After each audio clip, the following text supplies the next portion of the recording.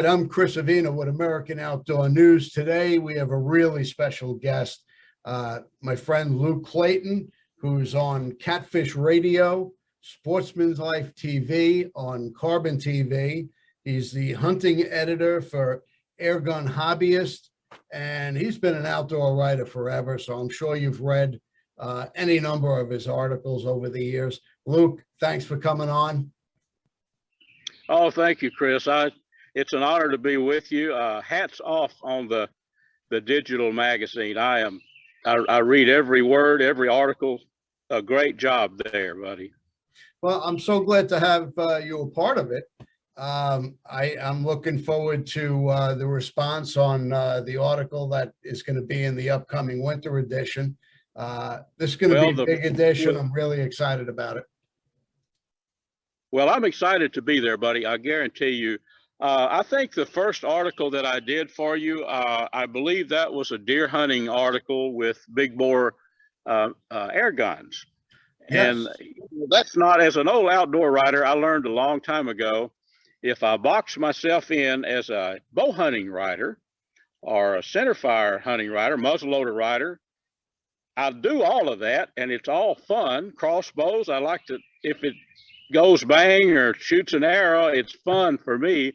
But you really box yourself in as a writer if you don't expand a little bit, you know? Yep. So air guns is something I discovered, oh gosh, the big bore, they're called PCP air guns, you know.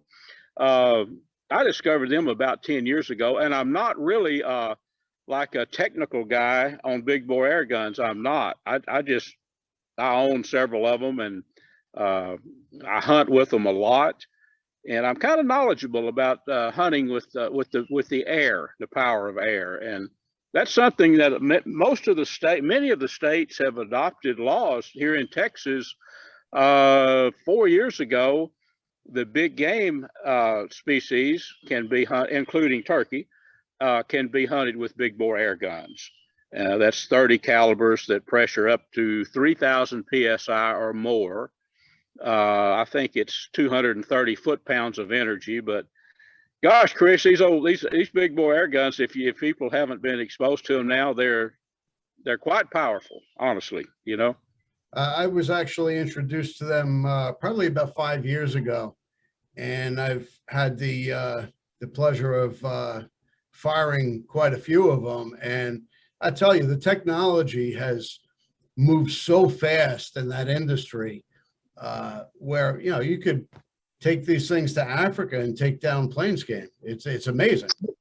Yeah, exactly, Chris. You know, one of the gun, the one-stop shop for everything air gun related is Pyramyd Air. I mean, you can go online to Pyramyd Air, PYRAMYD, pyramydair.com, and they have everything. It's just like a clearinghouse for everything you need. But they have through Pyramyd Air, there's a one rifle that's called a Dragon Claw. You probably have seen it. And it's a bullet shooter or an arrow, air bolt shooter. And you mentioned big game, Cape buffalo over in Africa been killed with the Dragon Claw. As a bullet shooter, I've killed a lot of hogs with it, but when it comes to what I call long range air gun shooting, and I call that 100 yards. I honestly never shot a big game animal past about 75 yards, but they're capable of it. The Air Force air guns, Texan, I know you've heard about the Texan. I have a 45 caliber that you can pressure that thing up to 3,600 PSI. I usually shoot at about 3,100, but it's a bullet shooter. I mean, it shoots flat for an air gun, and that's my go-to gun for shooting bullets. But the Dragon Claw is obviously for shooting the air bolts with broadheads. Devastating on just about any game you want to hunt. I know Crossman came out with an air bow probably about 4 years ago that is really something else to shoot. Oh yeah, they're fun to shoot. You know, I wrote a newspaper column here 2 or 3 weeks ago about so many people quizzed me. Okay, Luke, So I think I want to start hunting with the big bore air gun. Now, what do I need? Well, what you need is some way to pressure that air gun up, obviously.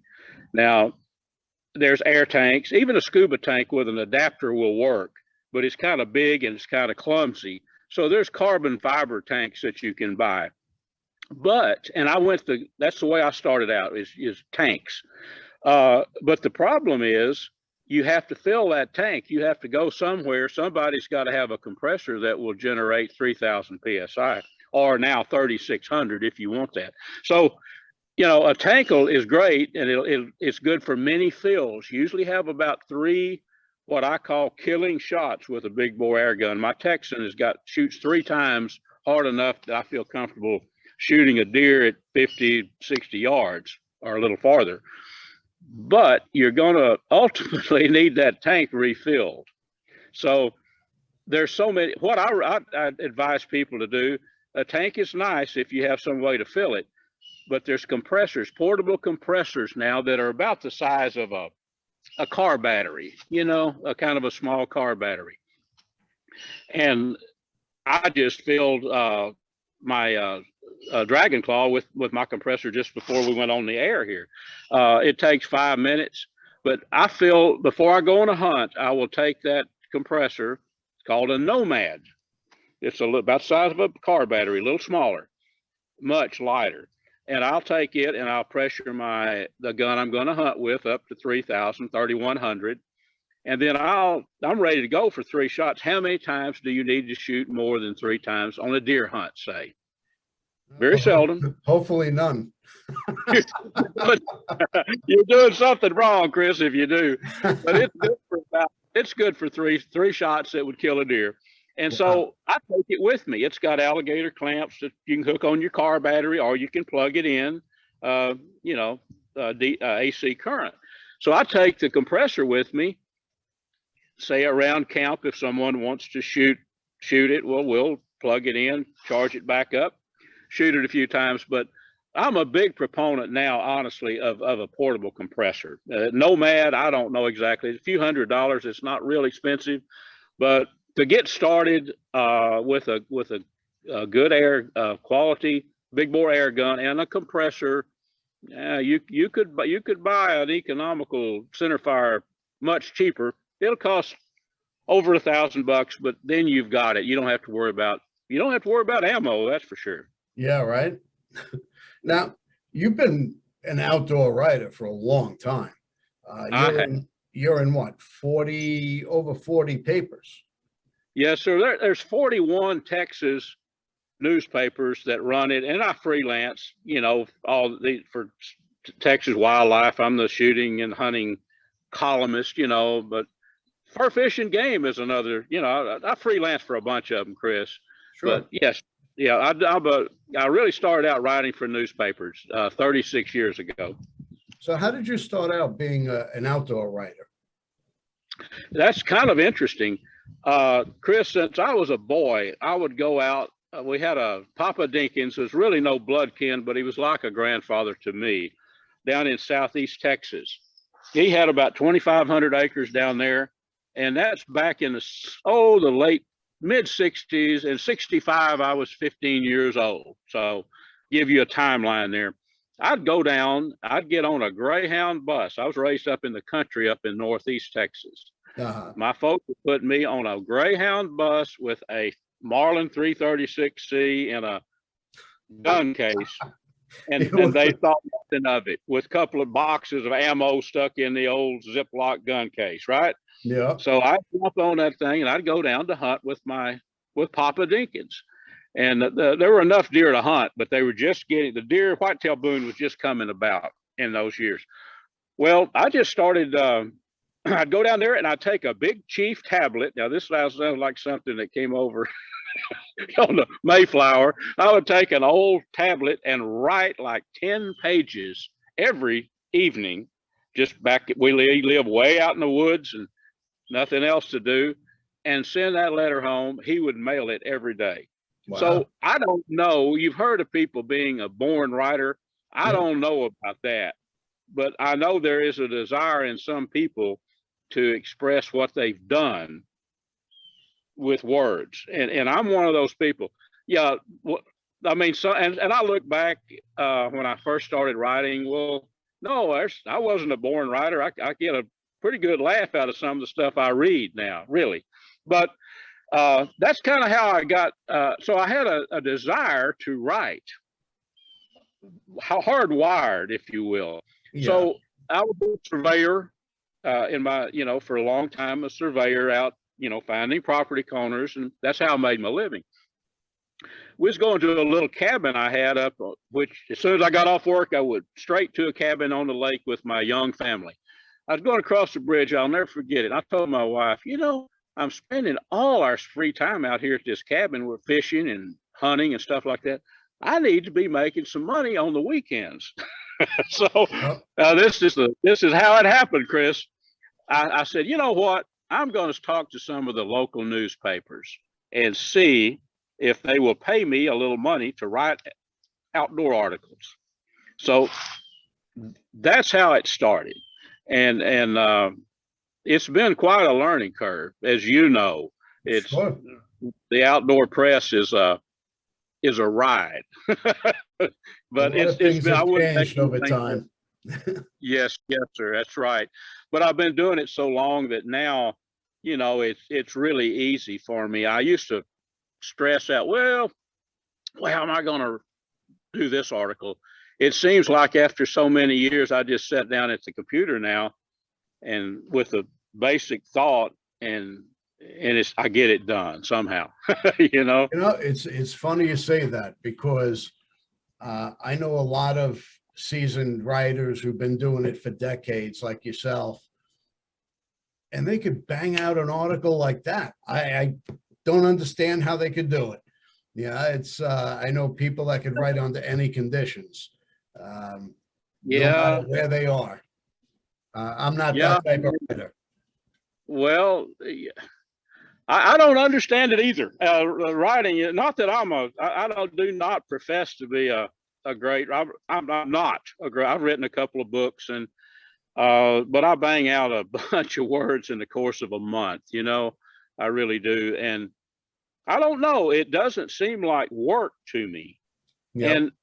And it's interesting, Chris, and I would say this to anyone listening to us now, younger person or whatever, that thinks, hey, I'd like to get into the outdoors somehow.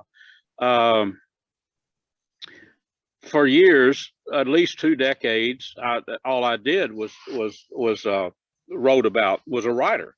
And then I was a guest on a radio show out of Houston one time, talking about hog hunting, one of my passions.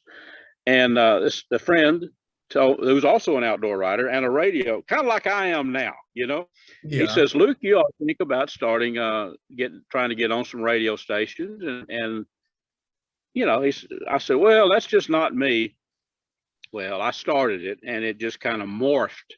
Now, Larry Weissoon, our buddy Larry's been on my show for 14 years every week. I mean, the advice I would have for someone is to don't be afraid to get started, and don't think you instantly have to be like Chris or be doing the things that you do, or maybe Luke. You're not going to start there. It's not going to happen. But just have fun with it. And if you don't like it, you'll learn real quick that it's not for you, and then you'll go on about your business. It's good to be have fun hunting and fishing. So, that might help someone that wants to get started, Chris. Yeah, I agree with you. And I got to say, the magazine and the podcast has really been a lot of fun for me. It really don't even feel like work, because you're doing what you like. We're outdoors, we're hunting, we're talking hunting with people that we know, or, it's people you don't know that are into the same things that we are. It's an instant bond. It is. And, there's more and more people getting into the outdoors. There was a time when I used to think, well, let's help this kid get started, or this young boy or girl. Let's get them introduced into the outdoors. I used to think like that. Now you wouldn't, now I know a lot of grown men that I've taken hunting or whatever with me that just, they were raised in an environment where they weren't subjected to hunting. It Yeah. wasn't like the way I was raised. I mean, I was raised on a farm up in Northeast Texas until I was a mid-teens. Yep. And if I wanted to go hunting, well, I just grabbed the old Mossberg or whatever and walked out the door, Yep. But I understand it's not like that now with our population and the way things are nowadays, Well, I grew up in New York, and I'm on Long Island. It's not exactly the hunting capital of the world. For me, the outdoors, my uncle used to take me camping and eventually introduced me to hunting. And that's how I got into it. My family, my immediate family, my brothers, my father, they don't hunt. They're not outdoorsmen. I don't know. I question how I got into it, but it was just something I took to right away. Yeah, I think some people just, are for lack of a better term, hardwired to hunt. And fish. But I actually, I never feel more alive than when I'm out. I can be sitting in a deer stand, or I love fishing, and I write about fishing a lot. Here in so many lakes here in Texas, and then down on the coast. But I don't know. There's something about being out in the woods and just peace and tranquility, and I do like to eat game. I mean, and I like to cook it too. I know how to cook. So yeah, I mean, I really would hate to think of going through life and not having a chance to enjoy the outdoors. It'd be a tough road to hoe for me. So you have your radio show. You write for any number of newspapers and magazines, and you also have a Sportsman's Life on Carbon TV with our friend Larry Wiseun. Can you tell us about that? Yep, and that's an interesting story too. Never in my wildest dream did I ever think I'd be getting involved with any video show. Never. I never had any desire to, really. But I've got a good friend, Jeff Rice from Wisconsin. Jeff has lived in Texas for 18, 20 years. He has a little ranch farm, if you will. Really good game country up in Northeast Texas, near Lake Fork, which some of our viewers may know where Lake Fork is. Good lake. And he's all about videography. So about 2.5 years ago, Jeff said, you know what? I would have him with me on story assignments sometimes, to be there with us. And he told me, he said, let's start a weekly video. I'll do it. He said, we can film. I love to cook on Dutch kettles and things like that. He said, we can film you cooking. We can film us hunting hogs, skinning a hog, how to do this, how to do that. And we started doing that. Well, Larry Wiseun, my buddy, who is most definitely well grounded in video. We all know that Larry is. Yep. So Larry had come up. I introduced him to Jeff, and we started. Larry had come up to Jeff's cabin 2 or 3 days and, hunt hogs or fish on the creek, that kind of deal. And Larry says, let's take this to the next level, boys. And I said, okay, let's go. Larry had already been my guest on the radio show forever. So we did. We started. Now it was outdoor Sportsman's Life with the three of us instead of just Jeff and I. So we learned a great deal from Larry. I did, and Jeff did.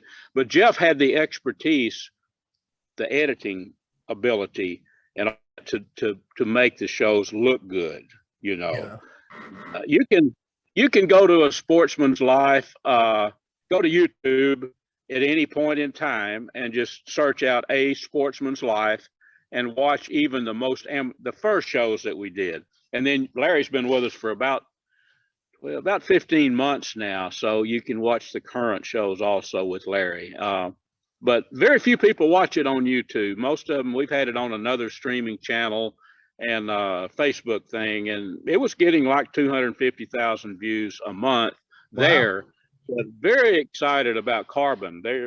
because it's a weekly show, they're expecting it to be, and I'm sure Larry, so many people know Larry, the fact that he's on it too. It's going to be, I think it's going to be a pretty good show from the beginning, you know. Well, I'm definitely excited to see your upcoming episodes, and I'm actually really excited to have you a part of American Outdoor News as well. I appreciate your input. Well, I hope to, I'll just pick and choose the stuff I think our friends would be interested in reading about. There's a lot of stuff going on down here in Texas, Chris, and I'll try to pick subjects that are maybe Texas oriented and send them your way. Hopefully, think ahead and get one in each issue. That's what I'd like to do. That'll be great. Well, I will see you at Dallas Safari Club. We could speak about it further, but we're running out of time. I want to thank you again for coming on, and I look forward to seeing you in Dallas this January. You bet. It's been great, Chris. Thanks a lot. All right. Thanks again. Don't forget to subscribe to Sportsman's Life on Carbon TV and subscribe to our podcast. Thanks again. You betcha. We love our children. We protect them. We guide them. We prepare them for life in the world. With all that we do, from deep in our hearts, we cannot control all things. Life-threatening illnesses and disabilities affect far too many of our children each year. While we cannot change the circumstance, we can make dreams come true. Dreams to provide hope, to provide spiritual healing and strength, to provide moments of happiness and relief in the hardest of times. We can give a glimmer of light and hope in a time of darkness and despair. Join huntofalifetime.org to help make dreams come true, to provide hope for children with life-threatening illnesses and disabilities. Hunt of a Lifetime is a nonprofit organization fulfilling dreams for hunting and fishing trips to youth 21 and under with life-threatening illnesses and disabilities. Visit huntofalifetime.org to learn how you can make a difference.